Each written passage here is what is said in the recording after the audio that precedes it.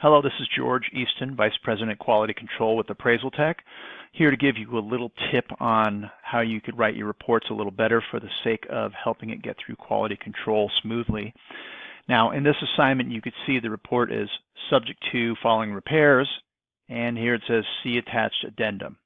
Now, you have two lines here, 1.5 lines, 1.25 line. It'd be nice if you would, as appraisers, put what needs to be repaired here, but obviously sometimes that wouldn't fit. So putting see attached addendum is perfectly logical. So I'm going to look for the logical way to find this is a header in the addendum that says what it's subject to. You can see I got 20 cases in the report where it says subject to, so I just start searching.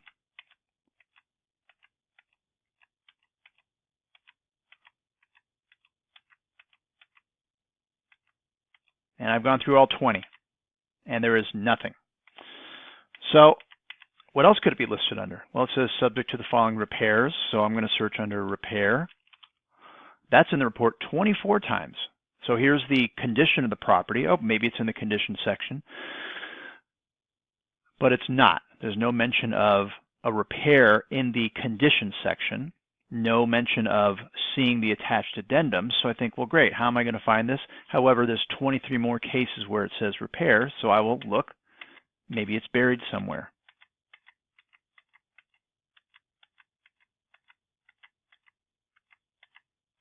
Still nothing. Here we go. Looks like this is more continuation of the description of the property, and it says here, standing water in the basement, recommend a mason to find source of the leak and clean up basement water. I'm not sure how a mason would be able to know what the source of a water leak is, but let's just continue. There's a hole in the ceiling of the bedroom on the left side of the dwelling that needs to be repaired. Now, is that hole in the same room as the standing water? I don't know. I can't tell at this point.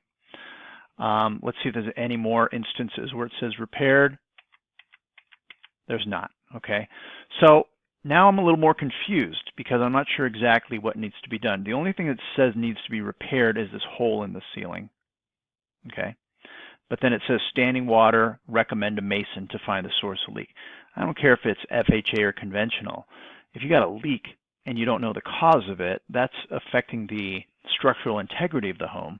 And I would think that should be investigated, because what if it's a significant leak that is a significant problem? So now I want to see photos of this. So I'm going to search through here and look for a photo of standing water and of some hole in a ceiling. And as you can see, I don't see anything yet.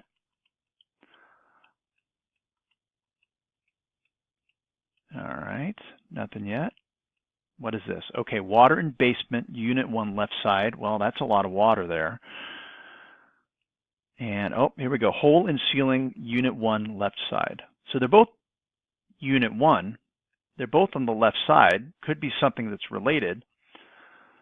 But as you can see by the description of what's being called out, it's really not linking the two together as possible connected issues. So the point is that when you have something subject to, you should have a separate header. If you could fit it in the section on the reconciliation, then by all means do that. But if not, you should have a separate section that says subject to items, and then explain, hey, there's a lot of water in the basement and there's a hole perhaps directly above it, which may indicate a leak coming from up above. That is how we search, and as you can see, it's a little confusing still. What if you fix that hole in the ceiling and the leak is still there? That's not solving any problem. That's just solving a cosmetic issue. And this saying that recommend a mason to find the source of the leak, and again, I'm not sure if a mason is the best person to determine what a leak is coming from. It could be a plumbing leak.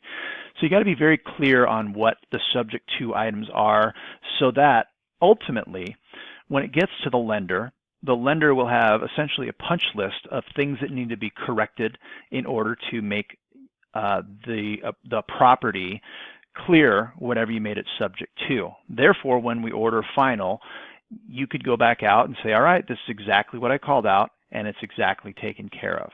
You also have to think along the same lines of, well, what if you're on vacation when the final is ordered, and now they have to get another appraiser to go out there in order to sign off on it?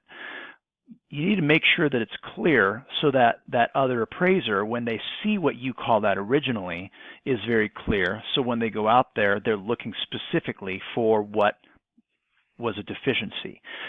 Along similar lines with that, if you just say that there is chipping paint on the exterior, it'd be nice if you could say chipping paint at the eaves, chipping paint at the west side, chipping paint around entire perimeter, chipping paint around door frames, wherever it is specifically, so that, again, the punch list is there for those that need to correct it, and also so that when it's time to do the final, it's clear what was wrong before and what's taken care of now. Think of anything that you would call out. Broken window, don't just say broken window. Say broken window in northwest bedroom upstairs. Electrical outlet issue, make sure you say it's in the living room west wall. Something that helps anybody identify specifically what needs to be done. Again, we appreciate your feedback and your hard work, and thanks for all you do, and feel free to give us any comments, questions, or concerns down below. Thank you.